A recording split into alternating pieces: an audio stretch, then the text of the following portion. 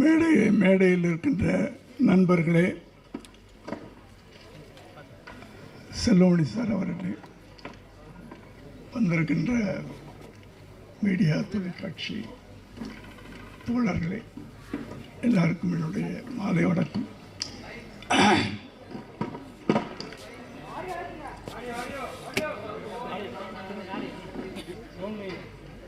கேட்குதா அப்போ?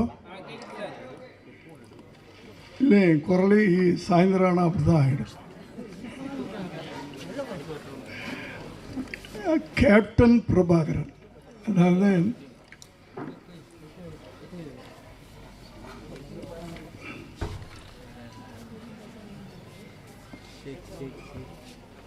விஜயகாந்த் அவர்களுடைய 100வது படம். பொதுவாக நடிகர்களுக்கு இந்த 100வது படம் ரொம்ப ரிஸ்காக இருக்கும். சிலருக்கு அமையாது சரியா. ஆனால் விஜயகாந்த் அவர்களுக்கு இது ஒரு மிகப்பெரிய வெற்றி படமாக அமைஞ்சது. அதாவது ஒவ்வொரு நடிகனுக்கும் ஒரு ஆரம்பம், ஒரு படிக்கட்டாக இருக்கும். இந்த படம் அடுத்த கட்டத்துக்கு அவர் தூக்கிட்டு போகும், இந்த படம் அடுத்த கட்டத்துக்கு தூக்கிட்டு போகும். அப்படி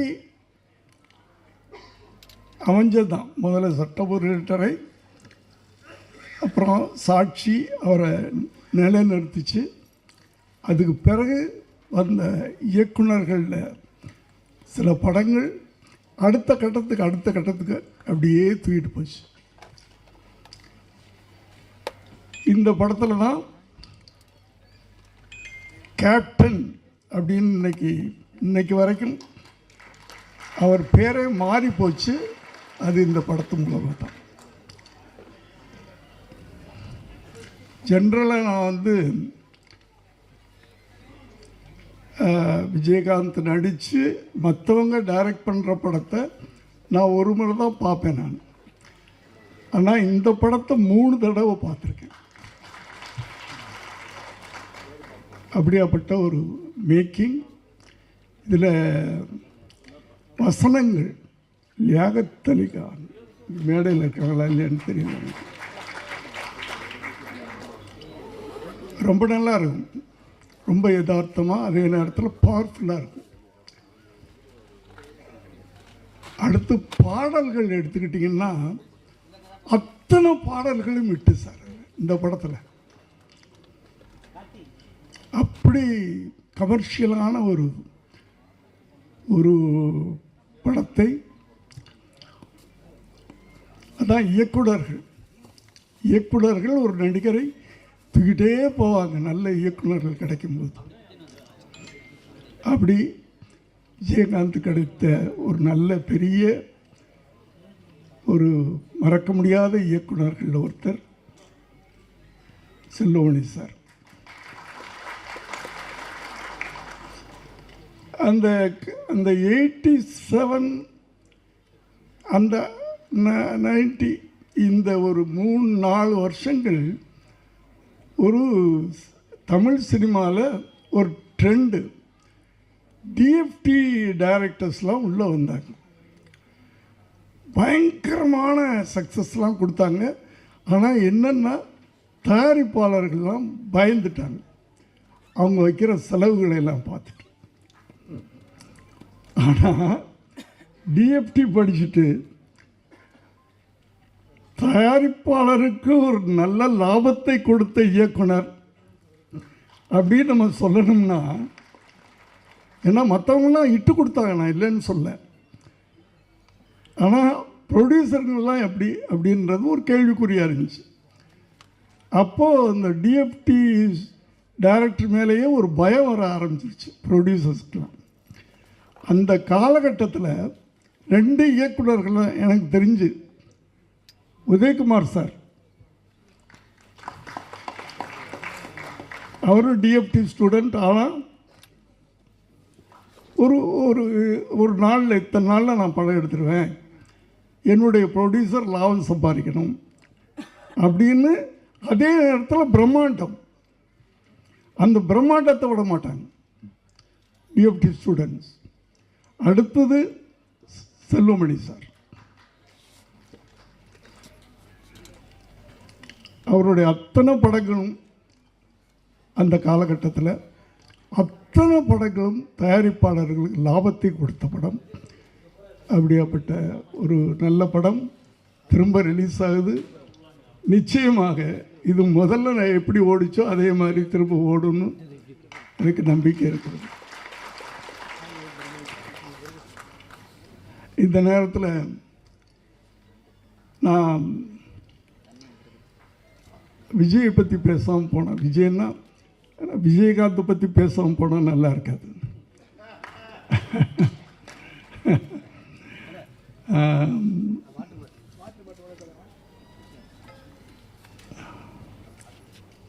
ஏன்னா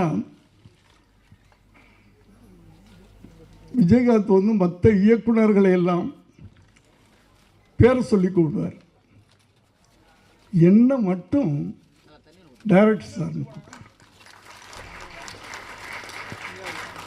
அதாவது அது வந்து அந்த மரியாதை, நன்றி. அதாவது நன்றி நன்றி அப்படின்னா என்ன அர்த்தம் அப்படின்னா விஜயகாந்த்.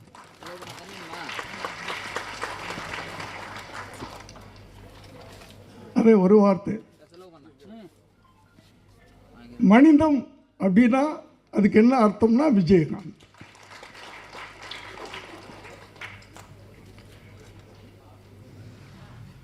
சட்டம் ஒரு இருட்டறையில் எப்படி என்கிட்ட நடந்துக்கிட்டாரோ அதே மாதிரி தான் அவங்க சொன்ன மாதிரி 18வது படம் பெரியண்ணா அதுலேயும் அப்படித்தான் நடந்துக்கிட்டார். இத்தனை வருஷம் கழித்து எவ்வளோ பெரிய வெற்றிகள்லாம் கொடுத்துட்டு பெரிய பெரிய படங்கள்லாம் பெரிய பெரிய இயக்குநர்கள்ட்ட எல்லாம் நடிச்சுட்டு திரும்ப நான் பண்ணுறேன் அந்த படம் பெரியண்ணா. அதே மாதிரி மரியாதை, சிம்பிளிசிட்டி.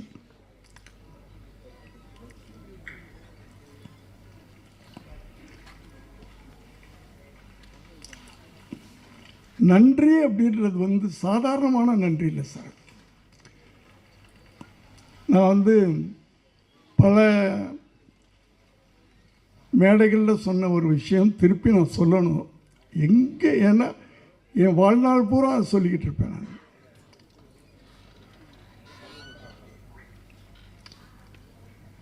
என்னுடைய மகன் உங்களுக்கெல்லாம் தெரியும், விஜய், அவருடைய முதல் படம் ஒரு 69-70 லட்ச ரூபா கிட்டத்தட்ட செலவு பண்ணி நாளைய தீர்ப்புன்னு படம் எடுத்தேன். சரியாக போகலை, உங்கள் எல்லாருக்கும் தெரியும் எப்படி. ஆனால் அவர் நடிகனாக வந்துட்டார், அவரை நம்ம எப்படியோ ப்ரமோட் பண்ணணும். அதுக்கு என்ன பண்ணலான்னு யோசனை பண்ணப்போ சரி ஒரு பெரிய நடிகரோடு நடிக்க வைப்பாமே அப்படின்னு பிளான் பண்ணேன். ஆனால் எந்த பெரிய நடிகரும் ஒத்துக்கல.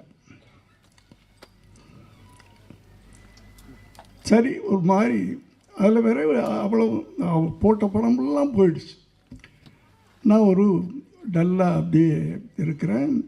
என் மனைவி சொன்னாங்க, ஏங்க நீங்கள் விஜயகாந்த்கிட்ட கேட்கல அப்படின்னு.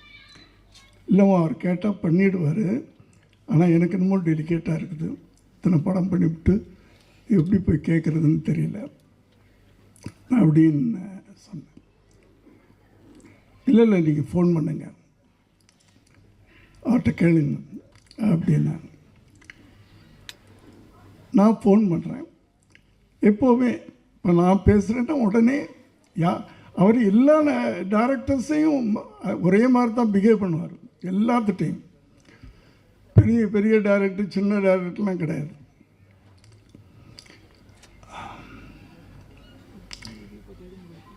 நான் ஃபோன் பண்ணி விஜய் வீட்டில் இருக்கேம்மா அப்படின்னு.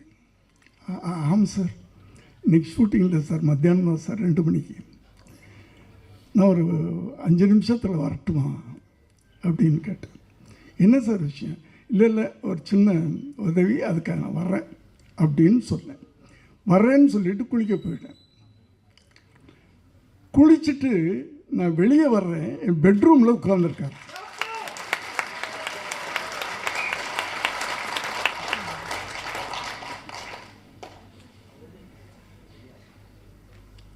என்ன விஜய் அப்படின்னு, நீங்கள் எதுக்கு சார் வரணும்?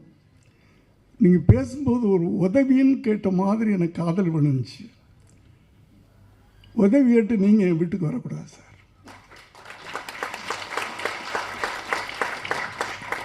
இதுதான் மனிதம்ன்றது, ஹியூமனிட்டி. என்ன சார் பண்ணணும், என்ன வேணும் கேட்டார். நான் எப்படி என் விஷயத்தை சொன்னேன். தெரியுமில்ல விஜய், அந்த போன படம் அப்படி எடுத்தேன், இப்படி ஆயிடுச்சு. எனக்கு படத்தை பற்றியெல்லாம் எனக்கு பெருசாக இல்லை. விஜய் என்னுடைய அவனை நான் எப்படியாவது கொண்டாடணும், அவரை நான் எப்படியாவது கொண்டாடணும். அதுக்கு இப்படி ஒரு ஐடியா இருக்குது எனக்கு. நான் ஒரு சின்னதாக ஒரு லைன் மைண்டில் வச்சேன். அது உங்களோட விஜய் நடித்தான், உங்களுக்கு தம்பியாக, அதுவும் விஜயகாந்துடைய தம்பி அப்படின்ற ஒரு கதாபாத்திரத்தில் அவர் நடித்தார்னா, ஏன்னா அப்போ விஜயகாந்த் பட்டி தொட்டிலாம் உள்ளுக்குள்ளே போயிருக்க அந்த காலகட்டங்கள். இப்போ நான் சொல்லிக்கிட்டே இருக்கிறேன். இப்போ நீங்கள் நடித்து எப்போ எப்போ எப்போ எப்போ எப்போ பிளான் பண்ணுறீங்க அப்படின்னு நான் சொல்லி முடிக்கலை. எப்போ பிளான் பண்ணுறீங்க சார்? அது உங்களை பொறுத்த. உங்களுக்கு நான் என்னைக்காவது நான் டேட் சொல்லியிருக்கலாம். 18 படத்துலையும் அவர் எனக்கு டேட் சொல்ல மாட்டார், நான் தான் டேட் சொல்லுவேன். அடுத்தது அவருக்கு படம் பண்ணணுன்னா முதல்ல ராவுத்தரை பாருங்கன்னு சொல்லுவார். ராவுத்தர்கிட்ட கதை சொல்லுங்கன்னு சொல்லுவார். எல்லாருக்கும் தெரியும். ராவுத்தருக்கு பிடிச்சா தான் இவர்கிட்ட அனுப்புவார். நான் எந்த படமும் ராவுத்தர்கிட்ட போனது கிடையாது. அவரை அனுப்ப மாட்டார். எப்போ சார் பண்ண போகிறீங்க, டேட் சொல்லுங்கள். அதே மாதிரி அன்னைக்கும் கேட்டார், நீங்கள் எப்போ பிளான் பண்ணுறீங்க? இல்லை இப்போ தான் நான் பிளான் பண்ணிகிட்ருக்கேன், எழுதிக்கிட்டு இது பண்ணிக்கிட்டுருக்கேன். அடுத்த மாதம் இல்லைன்னா அடுத்த மாதம், அடுத்த மாதமா அதுக்கு அடுத்த மாதமா? அவர் கேள்வி. இல்லை அடுத்த மாதம். எப்போ இருந்து? நான் ராவுத்தர்கிட்ட கேட்கணும், அங்கே கேட்கணும், இங்கே கேட்கணும், டைரியை பார்க்கணும், அதெல்லாம் இல்லை. எப்போ பிளான் பண்ணுறீங்க, என்ன டேட்? செப்டம்பர் 1ஆம் தேதியிலேருந்து ஒரு 15 நாள் அப்படின்னு சொன்னேன். வச்சுக்கோங்க சார், வச்சுக்கோங்க சார். என்ன உங்களுக்கு நீங்கள் ராவுத்தரை கேட்கணும், அது இல்லை சார், நீங்கள் வச்சுக்கோங்க, அவ்வளோதான். எனக்கு அதாவது ஒரு மனிதன்கிட்ட மனிதம் இருக்கும், இந்த அளவுக்கு இருக்குமா?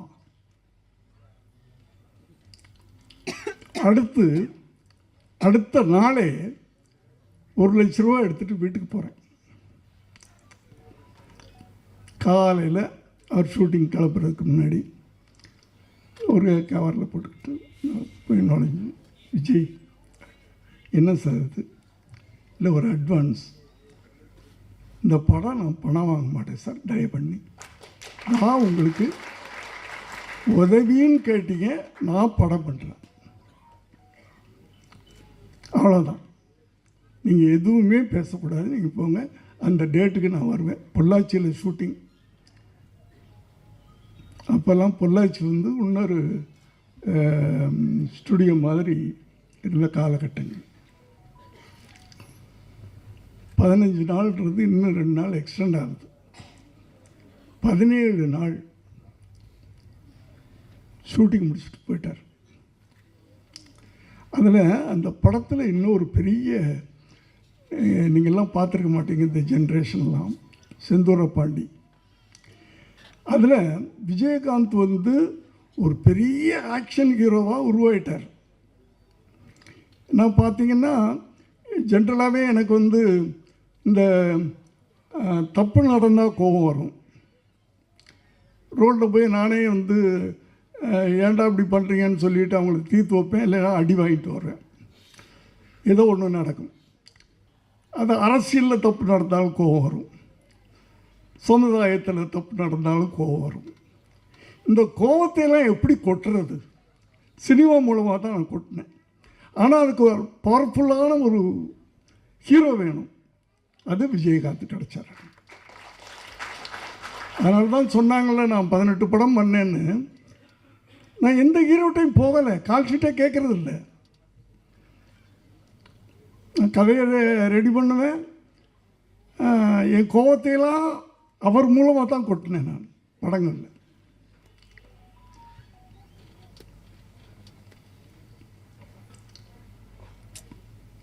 அப்படி நான் இப்படி அந்த செந்தூர பாண்டி படம் முடிஞ்சு டப்பு டப்பு டப்புன்னு வியாபாரம் ஆச்சு. எனக்கு ஒரு பெரிய லாபம் வந்துச்சு. அப்போவும் நான் போய் கேட்குறேன், விஜய் எனக்கு இவ்வளவு ப்ராஃபிட் வந்திருக்கு, நான் உங்களுக்கு ஏதாவது கொடுக்கணும் அப்படின்னு இல்லை சார், நான் வாங்க மாட்டேன், பணம் வாங்க மாட்டேன்னு சொல்லிட்டேன்னா வாங்க மாட்டேன் அப்படின்ட்டார். எனக்கு உறுத்தலாக இருந்துச்சு. என்னடா அவரை வச்சு ஒரு படம் பண்ணி இவ்வளவு நம்ம பணம் சம்பாதிச்சிருக்கிறோம், வாங்க மாட்டேன்னு சொல்கிறாரு, என்ன பண்ணலாம் அப்படின்னு யோசனை பண்ணிகிட்டு இருக்கும்போது அவர் வீட்டுக்கு பக்கத்து லேண்டு என் லேண்டு. இதை ரொம்ப நாளாக கேட்டுக்கிட்டு இருந்தார். அவர் இல்லை, அவர்கிட்ட இருக்கிறவங்களாம், சார் எங்கள் கொடுத்தா நாங்கள் எக்ஸ்டெண்ட் பண்ணிக்குவோம் சார் அப்படின்னு கேட்டுக்கிட்டு இருந்தாங்களா. ஏப்பா, விஜய் வீட்டு பக்கத்தில் நான் இருக்கக்கூடாதுப்பா, நான் இங்கே வீடு கட்டலான்னு நினச்சிக்கிட்டு இருக்கேன், கொடுக்க மாட்டேன்னு சொல்லிக்கிட்டு இருந்தேன். ஆனால் இப்போ என்ன பண்ணேன்னா, அவர் பணம் வாங்க மாட்டேன்னு சொல்லிட்டாரா, நான் நேராக ரிஜிஸ்டர் ஆஃபீஸ், அப்போல்லாம் வந்து விற்கிறவங்க மட்டும் ஒரு ரிஜிஸ்டர் ஆஃபீஸ் போனால் போதும், வாங்குறவங்க போக வேண்டிய தேவையில்லை. அவர் பேரில் ரிஜிஸ்டர் பண்ணி பத்திரத்தை கொண்டு போய் கொடுத்துட்டேன்.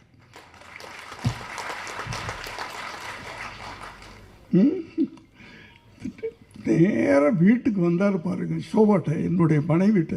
என்னம்மா என்னை கேவலப்படுத்திட்டார் அவர். சார், நான் உதவின்னு கேட்டால் நான் உதவி பண்ணுறேன், அதுக்கு போய் நான் பணம் வாங்கக்கூடாதுன்னு தான் நினச்சேன். நானும் சொன்னேன், பணம் கொடுக்கலையே, நான் பணமாக கொடுக்கலையே, உனக்கு பணம் கொடுத்தா தானே. இப்படி ஒரு அது நட்புலாம் கிடையாது எனக்கு. அவர் ஃப்ரெண்ட்ஸுன்னு சொல்லிக்க முடியாது, அதையும் தாண்டின ஒரு உறவு எங்களுக்கு. அவர் இருந்த வரைக்கும் அவர் மனசில் எனக்கு ஒரு தனி இடம் இருந்துச்சு சார், ஒரு தனி இடம். அப்படியாப்பட்டவரை நான்லாம் ஷூட்டிங்கில் எப்படி இருப்போம்னா, சொன்னாங்கள்ல யாரோ செல்வமணி சார் பேசும்போது, அவர் டைரக்டர் நடிகர் சார், டைரக்டர் நடிகர், அதே நேரத்தில் ப்ரொடியூசர். லாபம், அவர் ப்ரொடியூசர்லாம் லாபம் வரும், ரெண்டு பேரையும் மைண்டில் வச்சுக்கிடுவார். அவர் படங்களுக்கு ப்ரொடக்ஷன் மேனேஜர் தேவையில்லை, அவர் தான் கரெக்டாக வருவார், அவரே கமாண்ட் பண்ணுவார், அவரே மற்றவங்களை வேலை வாங்குவார். ஒரு நாள் ஏதோ ஒரு படம், என்னுடைய ஷூட்டிங்கு, ஃபைட் சீனில் நான் சிச்சுவேஷன் சொல்லிவிட்டு, அது நைட் எஃபெக்டில் நான் இருக்க மாட்டேன். எப்போவுமே நைட் ஷூட்டிங்கில் ஃபைட்லேயே இருக்க மாட்டேன்.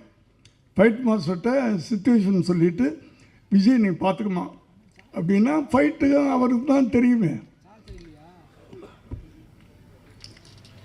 அவர் பார்த்துக்கிடுவார்.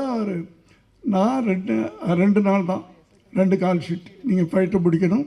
2வது நாள் சாயந்தரம் 6 மணிக்கு வருவேன், அந்த எண்டு சீனை நான் எடுப்பேன் அப்படின்னு சொல்லி அந்த 2வது சீனை எல்லாத்தையும் எடுத்துட்டு, அந்த ஃபைட்டு முடியும் போது காலையில் 6 மணிக்கு ஃபைட்டு முடிக்கிறாங்க. ஏன்னா 2 நாளில் முடிக்கணும்னு சொல்லிவிட்டேன். 2வது நாள் கொஞ்சம் ஜாஸ்தியாகுது, சாருக்கு தெரியாமல் நைட் ஃபுல்லாக போகலாம் அப்படின்றாங்க. ஆனால் எனக்கு ஃபோன் வந்துக்கிட்டு இருக்கு, நைட்டு எக்ஸ்டெண்ட் பண்ணுறாங்க. ஓகே சரி, 6 மணிக்கு போயிட்டார்ல, திருப்பி 9 மணிக்கு போய் தூங்குறதெல்லாம் கிடையாது. போகிறாரு, குளிக்கிறாரு, திருப்பி வந்துட்டார் ஷூட்டிங். அந்த அளவுக்கு ஒரு அது ஒழுங்க, டிசிப்ளின், பக்தி, மரியாதை, இதெல்லாம் ஒன்று சேர்ந்த ஒரு மனிதன். அதாவது எல்லாரும் நம்ம பிறக்கிறோம், படிக்கிறோம், வேலைக்கு போகிறோம், கல்யாணம் பண்ணிக்கிறோம், குழந்தை குட்டி, ஒரு நாளைக்கு போயிடுறோம், அவ்வளோதான். இருந்தாலும் யார் இப்படி ஒருத்தன் இருந்தான்னு கூட தெரியாது. ஆனால் விஜயகாந்த் மறைந்த பிறகும் இன்னும் வாழ்ந்து கொண்டிருக்கிறார் அப்படின்னா அந்த அடையாளத்தை விட்டுட்டு போகிறவன் தான் மனிதன். ஒரு அடையாளத்தை விட்டு போகணும். நம்ம இந்த பூமிக்கு வந்ததுக்கு ஒரு அடையாளத்தை விட்டு போகணும். அந்த அடையாளத்தோடு இன்று அவர் குடும்பம் இருக்கிறது. என்னுடைய செல்லுமணி சார், உங்களுக்கு என்னுடைய வாழ்த்துக்கள். இந்த படம் திரும்ப உங்களை படம் பண்ண வைக்கும் சார். இந்த படம் ரிலீஸ் ஆன பிறகு திரும்ப உங்களை தேடி ப்ரொடியூசர்ஸ் வருவாங்க. நன்றி சார், வணக்கம். நான் சீக்கிரம் போகிறேன், மன்னிச்சுக்க. எல்லோரும் மேடையில் இருக்கவங்களாம் என்னை மன்னிச்சுக்க.